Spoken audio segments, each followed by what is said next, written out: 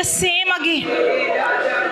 Shiantara bana shianta da da da baba na shikara baba na shi baba la shikala baba na shikara baba la shikala baba baba baba baba shianta da da da baba la hala shiantara baba na si diantantara bana sikala baba na siantara baba baba baba shikara bana shihantara bahala hala hala hala hana karamama na shihanta ta ta da baba na kana boba na kana Baba baba baba la hala hana hana hala hala.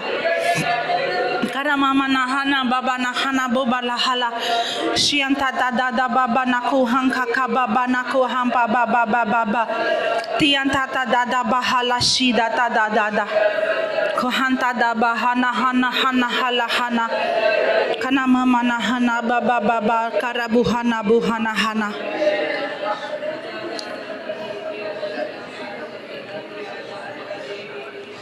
Those who want to sincerely make that commitment, not for namesake, not 50-50. Those who want to sincerely give your life 100%, raise your hand. Not for me. Don't do it for me. For Jesus. Thank you, Lord, as they have lifted their hands. As the hands are lifted. That's God's fire on you now. That's God's love on you. That's God's fire on you. That's God's fire. That's God's fire. As your hand is lifted, the passion of God, the fire of God on you, to preach the gospel with demonstration, with preach the gospel with demonstration of the Holy Spirit. Thank you, Jesus. Don't open your eyes. If you want to sit, sit. If you want to kneel down, kneel down. You want to do whatever. The fire of God is here. The presence of God is here. The love of God is here. There is something happening in you right now.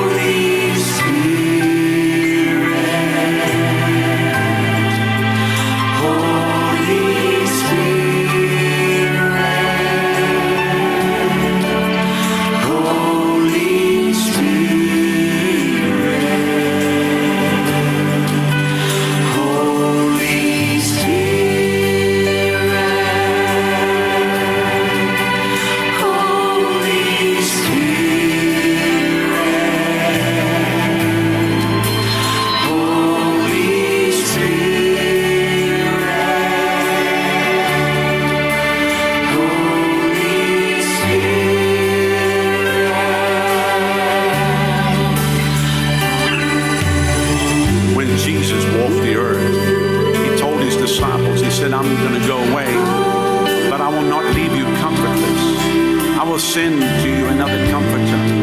And that comforter came on the day of Pentecost, like a mighty rushing wind and cloven tongues of fire fell upon them that day.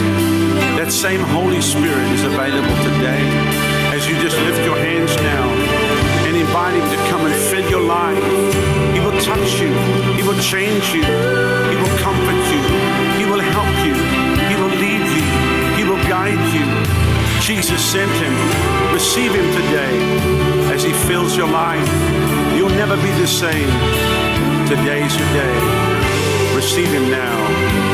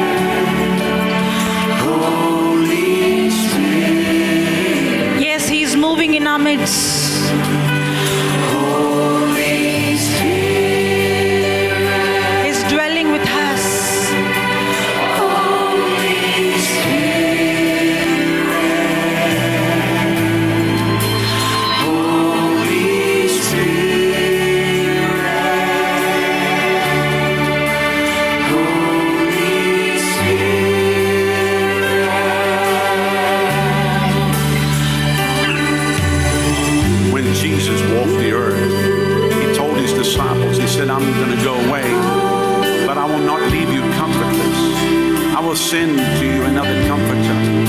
And that comforter came on the day of Pentecost, like a mighty rushing wind and cloven tongues of fire fell upon them that day. That same Holy Spirit is available today. As you just lift your hands now and invite Him to come and fill your life, He will touch you, He will change you, He will comfort you, He will help you, He will lead you, He will guide you.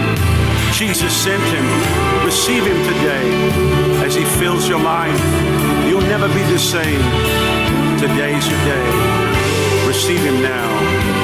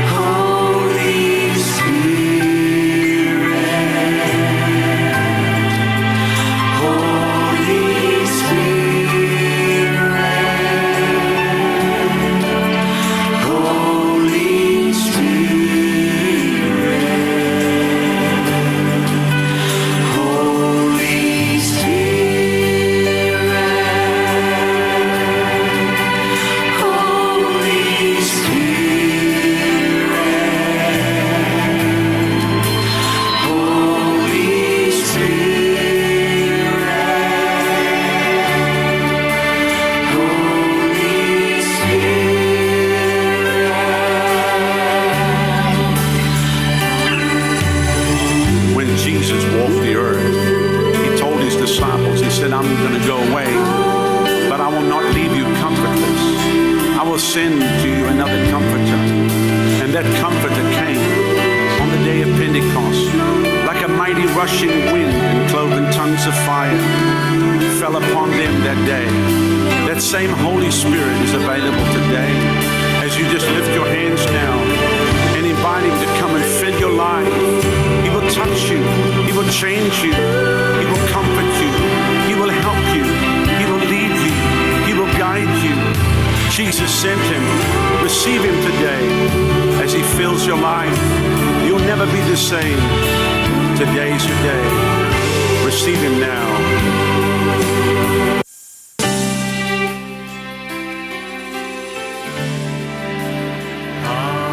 Praise the Lord. Hallelujah. Thank you, Jesus. Keep your eyes closed. Hold your neighbor's hand.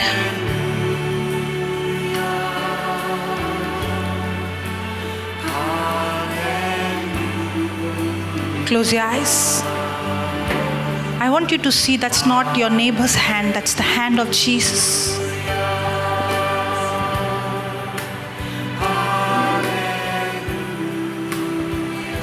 That's the hand of Jesus. As you're holding, the power of God is flowing through your hand. It's God's power. His healing power. His fire. The Bible says the anointing destroys every yoke of the enemy. Every burden is removed. Right now, every yoke of the enemy is destroyed.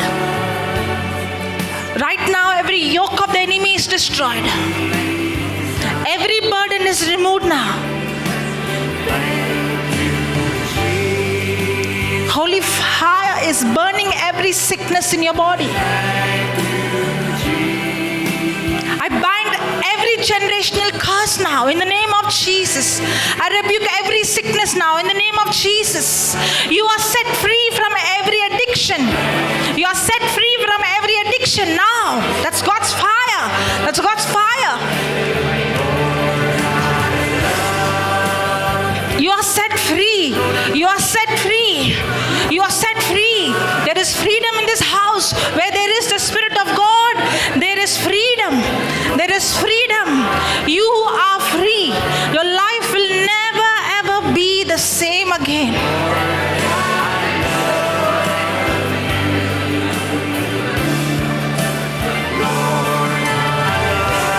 God has put that gifts in you, and right now those gifts are activated in the name of Jesus. These gifts are not for my selfish reason. These gifts are to edify the church, edify the body. It is for others to reach out.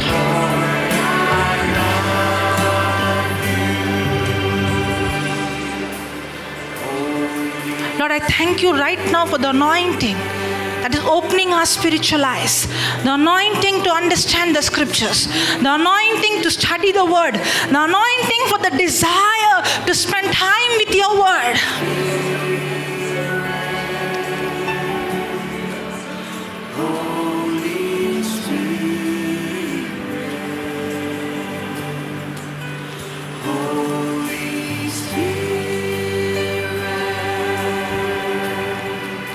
Shihanta lahana hana hala hala karabana shiantu antara shiantu antala bana kiang karabana shikarabana tianta shiantu antala bala shianti antala bala bala shianta tata baba baba baba nasianta dada baba nakurabu bala shikala baba baba baba shianta dada baba la hala hala hala hana kuang karabana tata dada shianta dada baba baba la hala bala bala bala shikala baba baba baba shikala bala hala hala hala hala shikala kanakianta dada shianta dada baba la shishele tete debe baba baba kakala bala shi Baba baba baba na shikala bala bala shikala kala kala ki kala kana. Shianta da da da baba na kuangka kala bala bala shikala babala. Shiantu antala bala ki ankuangka karabuhan tu antala buhan tarabuhan tara. Shikala bona sida rabanati antu antala bala bala bala. Diantata da da babala ki anka karabanashi.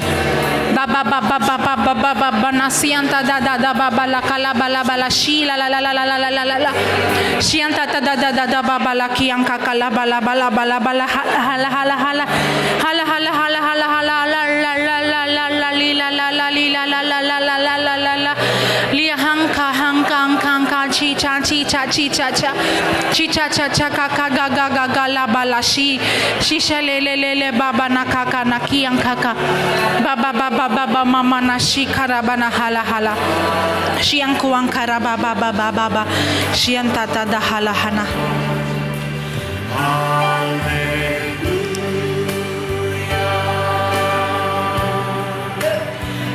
Come out. Yes, come out. Every spirit of oppression, every spirit of depression, every spirit of fear, every spirit of infirmity, out now. Come out. Yes, come out. Come out. In the presence of God, there is freedom. In the presence of God, every mountain melt like wax. Every mountain melt like wax. Come out. Out, out. Come out. Every spirit of depression, come out. Every spirit of infirmity, out. Come out. That's God's fire.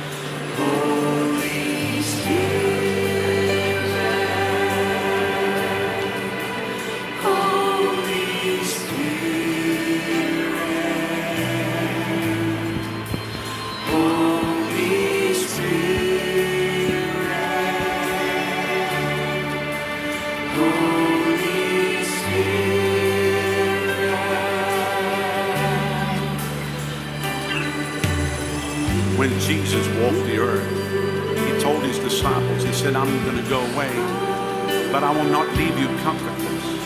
I will send to you another comforter. And that comforter came on the day of Pentecost, like a mighty rushing wind and cloven tongues of fire fell upon them that day. That same Holy Spirit is available today. As you just lift your hands down and invite him to come and fill your life, he will touch you, he will change you, he will comfort you, he will help you, he will lead you, he will guide you. Jesus sent him. Receive him today as he fills your life. You'll never be the same. Today's your day. Receive him now.